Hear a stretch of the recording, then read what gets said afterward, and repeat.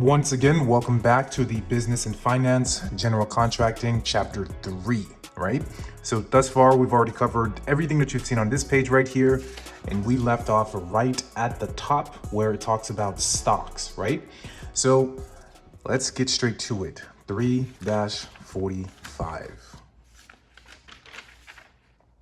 3-44, right? So we acknowledge that there are two types of stocks.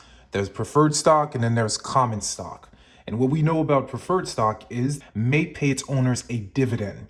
Additionally, you want to underline shareholders get their dividends before common shareholders are entitled to any dividends. Common stock normally has voting rights attached to it. The shareholders who control the common stock also controls the company. And you have to make note of, it must keep its own accounting records, right? And so down here, these are what it looks like once you invest into a particular stock. So right here, you have common stock, 200,000, preferred stock, 56,000, totaling 256,000, right? And so this is like another journal entry, which shows that you took money out of your bank, you deposited 200 into common stocks, 56,000 into preferred stocks, and it shows you how much stocks were issued for common stock and then for preferred stocks. And so 3-45, we're talking about subsidiary ledgers. Now, why and how? First, a subsidiary ledger is a system in which a particular ledger account, for example, we're talking about account receivable, has its own ledger called subsidiary ledger. And usually the purpose of it is just to keep the main ledger uncluttered of details and provide management with useful and necessary information. So instead of stuffing all that on one page, what you do is you just have a backup ledger which goes into details. As simple as I can possibly explain that. Then we're on account receivables. The subsidiary ledger keeps track of who your customers are, what their addresses are, and how much money they owe you, right? Just like the IRS, they don't play about their money. You can't play about your money as well. Okay, and then flip over to 3-46 just to kind of backtrack to see where we're at. We're on 3-46. We just talked about account receivable. Now we're going to be introduced to account payable, right? So what exactly is account payable? The subsidiary ledger accomplishes many of the same thing as the account receivable subsidiary ledger, right? A record of who is owed money and for how long. And it says this allows a company to maintain a good credit rating by not overlooking bills that must be paid. Payroll. Payroll, subsidiary ledger, allows management to keep track of employees' wages, all deductions that must be collected and paid out. Inventory. The subsidiary ledger for inventory keeps track of what is in stock, how much it costs. And then right here, you want to make note of this. This will definitely be on the test. The open invoice accounting for payables and receivables. And the most important thing you want to know is the open invoice accounting keeps track of each individual invoice, together with each partial payment made against it. And then late payment, obviously, the open invoice method provides sufficient details to allow calculations on interest charge on overdue receivables, right? Top of 347, discounts. The subsidiary ledger for discounts provides sufficient details to allow you to take advantage of discounts offered by suppliers for early payment on their invoice. These discounts can be considered as negative invoice from your suppliers to reduce the amount of prior invoices, right? And so it states that if you offer a discount for early payment to your customers, you may receive less than your original invoice to your customers. These discounts can be considered as negative invoice because keep in mind, you're bringing in less money. And then bad debt, which an invoice and receivable which is not collectible may be written off as bad debt. Prepayment, you or a customer may be required to make prepayment for goods and services that will be received in the future. Payroll accounting, this is where things get a little bit interesting. You're going to get a lot of questions on calculating payroll because they want to make sure you being a business owner, you know how to effectively and appropriately pay your employees in addition to pay your taxes that are due. Either that's on the state level or even the federal level. So let's look at 3-48. So right now we're on 3-48. There's no page for 3-48, but we know we left off on payroll accounting, and that's where it carries over, right? So 3-48. So the preparation of your company's payroll includes the following. You want to highlight this. You might want to make a specific tab because they will ask you this. So in order to prepare your company's payroll, here are the information that you need. Determining each payroll's gross earning for the pay period, determining each employee's deduction, calculating the employee's associated expense, updating the employee payroll records, creating the journal entries, and remitting funds to keep the relevant government authority or other applicable agencies. So this right here, you need to know this, or at least know where to find it. And then down here, it states that an employer must maintain two types of payrolls, his own and his employees. And then further down, we got introduced to this form. These are the forms you fill out your taxes. And we learned about this in either chapter 1 or chapter 2, probably chapter 2 most likely, right? And so the employer needs this information in order to fill in the 941. Remember we said 941 quarter, there's one quarter, you file this form every quarter. And that's called the 941 Employer's Quarterly Federal Tax Return Form, right? And then you have the FUTA, which stands for Federal Unemployment Tax Act, payment frequently, fill on the W-2. And then we have the 940, we called it 940 year because you do this annually. So 940 year, employer annual federal unemployment tax return. And then most importantly, the bulk of the questions on the test will be on your ability to calculate employees' earning. And so let's look at this right here, right? So the first thing that you're going to look at of this list is regular pay. So regular pay for an hourly paid employee is determined by multiplying the employee's hourly rate of pay by the number of regular hours worked by the employee during the pay period. Simple as that. An example would be if the employee worked 80 hours, regular hours, at $10 per hour during a 2-week period, his regular pay would be $800. Basic math, you can do this. A toddler can do this. You take 80, you times it by 10, right? And then we have overtime. Overtime pay for hourly paid employees is determined by multiplying the employee's overtime rate of pay by the number of overtime hours worked during the payroll. For example, the employee worked 10 hours overtime at $15 per hour, the pay period, his overtime pay would be $150, right? You take the amount of hours that he worked overtime, which is 10, and then you take his regular rate of pay, which is 10. But what they didn't share with you here is you multiply by time and a half. They'll do that a little bit more further down. So any hours over the regular hours, for example, let's say that you work 40 hours a week, anything over 40, you multiply that by your hourly rate. In this case, it's 15 because they took the $10, they multiply the $10 by time and a half to equate to 15. And so you get that 15, you multiply it by the hours worked overtime. And then salary is a little bit more easier. Salary is a fixed amount paid to the employee for the pay period in question. And it states that if the example employee was paid a salary of $500 during the pay period, this amount should be entered the salary component of gross earnings for the period. We're on 3-50. Right here, we've already calculated regular pay. We've identified overtime pay. We've identified salary. Now we're looking at tips. So tips are performance-related amount paid to the employee by third-party customers during the pay period in question. And most important thing you want to know here is the amount of tips is not recorded as an increase in the wages account because the value of the tips are not an expense incurred by the employer. However, the $25 must be entered as a component of the gross earnings so the appropriate deductions can be determined. In other words, that $25 came from a third party. It's not an expense that the owner or the employer incurred. And then we have commission. Well, we're not going to see any questions pertaining to commission. You being a contractor is you're hiring subcontractors who are workers who are employees. They work underneath you. Commission is more, performance related. And then it states that taxable benefit, this amount should be entered as a taxable benefit component of gross earnings. We'll cover that a little bit more. Right now we have vacation pay on the top of 3-51. It states that it is normally at the time employee takes their vacation. And you can see this example right here. This particular person worked 72 hours at $10 an hour. Whether they show up to work or not, they get 8 hours of vacation pay. You multiply that by the regular rate of pay, which is $10, and you get $80. You add overtime, right? This employee worked 10 hours over the regular hours.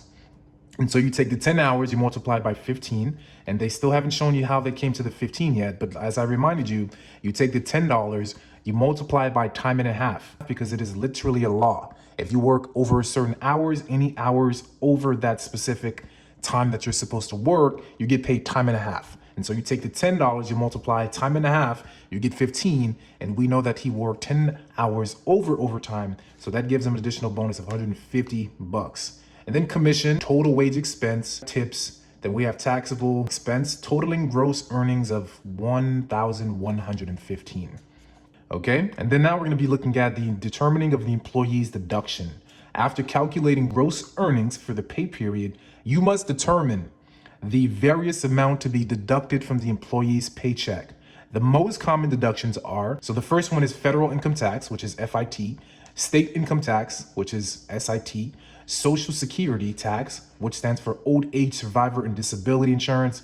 We have Medicare, which is hospital insurance. We have SDI, which is state disability insurance. And then we have local, city, and other regional income tax. And down here, the remaining three, it states that these last three deductions are deductions which usually administered by the employer on the behalf of the employee. Let's look at the first one on the list, federal income tax. So another question that they'll ask you again, the federal income tax to be deducted from each employee's paycheck varies according to the following: the employee's gross earnings, the number of pay periods per the year, the employee's marital status, the number of federal withholding allowance claim. You want to know this form right here because you'll see these questions on the test.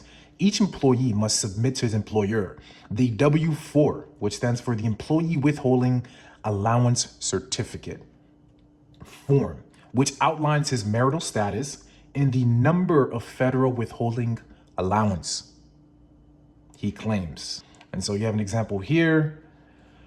And then we can move on to state income tax. Most states require SIT, which stands for state income tax, to be deducted from each employee's paycheck each pay period, and uses formulas similar to the federal income tax deduction formula. And then I underlined some states utilize the federal form, while other states require that the employee submit a unique state form in addition to the W-4, right? So every state is a little different, but here in Florida, traditionally you just file the W-4, and then that's pretty much about it.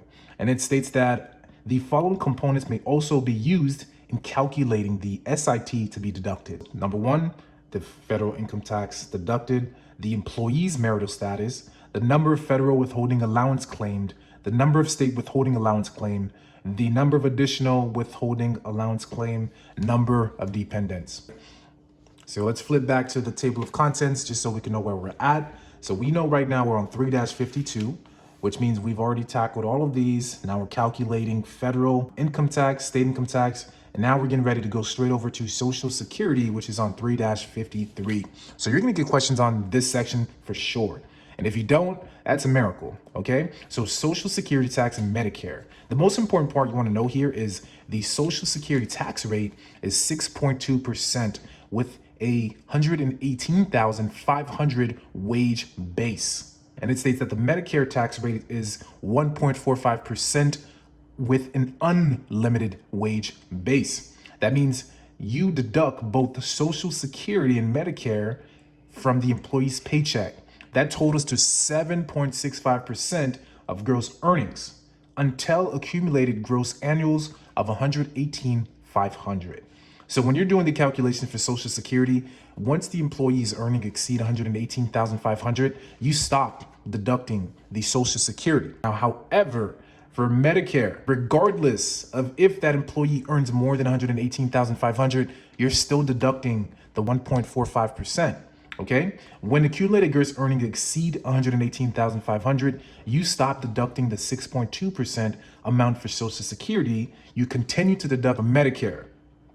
Here's an example of what that looks like, but we're not going to go into that. Local tax authorities. Local tax governments will specify the formula you need to use in order to calculate the tax deductions.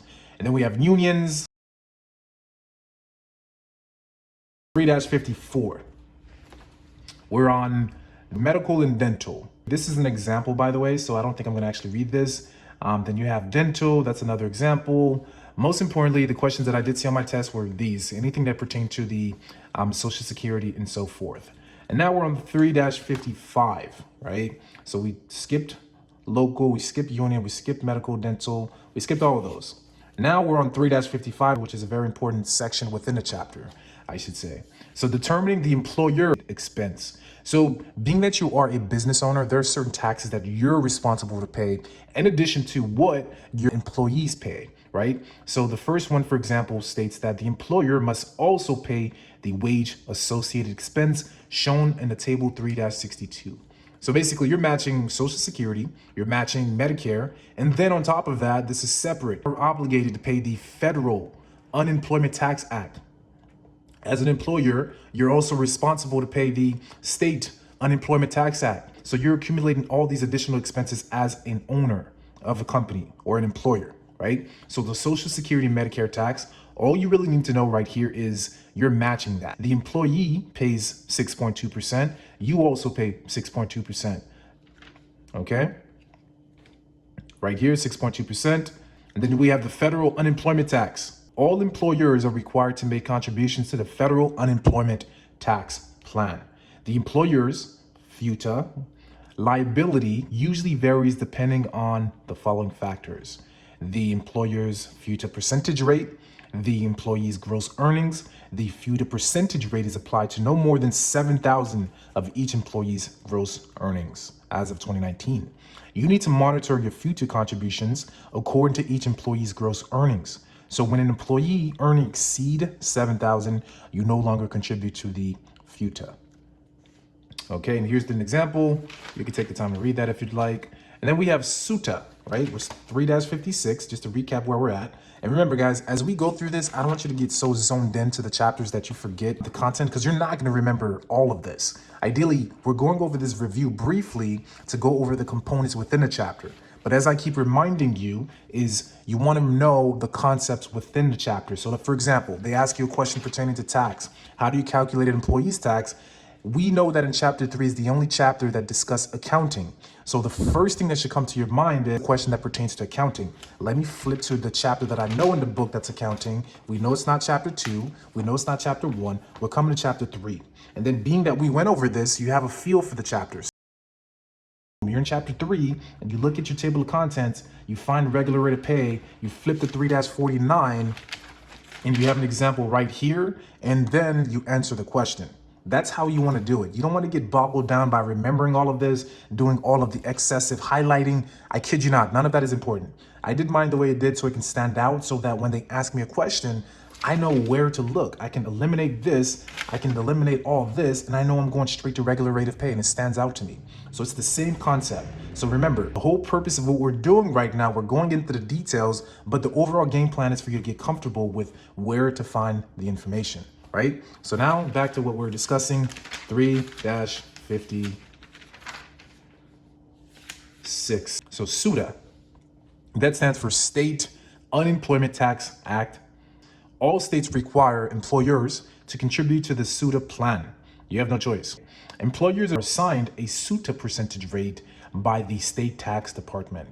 These rates can vary from employer to employer. Employees' gross earnings exceed your state maximum, you no longer contribute an amount to SUTA. In other words, once you're tracking how much the employee makes, the moment that they make over 7,000, you stop deducting that. Updating the employee's payroll record.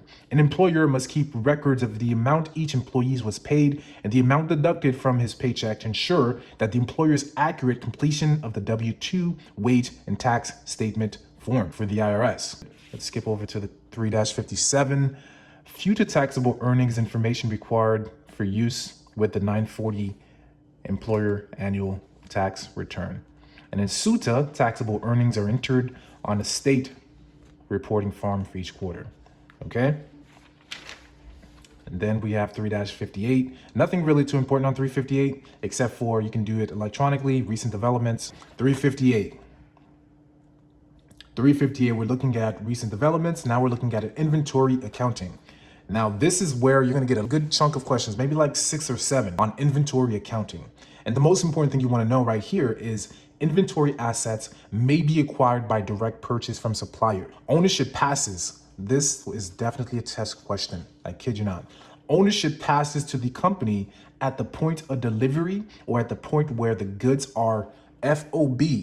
And that stands for free on board, FAS, which stands for free alongside shipping, or CIF, which is cost, insurance, and freight prepaid. So in other words, the moment that the inventory that you purchased left the supplier's warehouse, it is now your responsibility. If something happens to it while it's on board, while it's being shipped, it is your responsibility to get that product to your location safely. Something happens, something is cracked, something is broken, guess what? It's on you. When the goods arrive, a receiving report should be prepared, which should be passed on to the accounting department for subsequent matching of the supplier's invoice. So on 3-59, inventory. This is a question. Inventory items being used on a project should be recorded by the requisition, which indicates the transfer of inventory to the project. It's basically a way of you keeping track of supply that left your inventory and is being used on a particular project. Counting control of inventory. These are very, very, very important to know because they will try to trick you with these questions. And accounting control of inventory.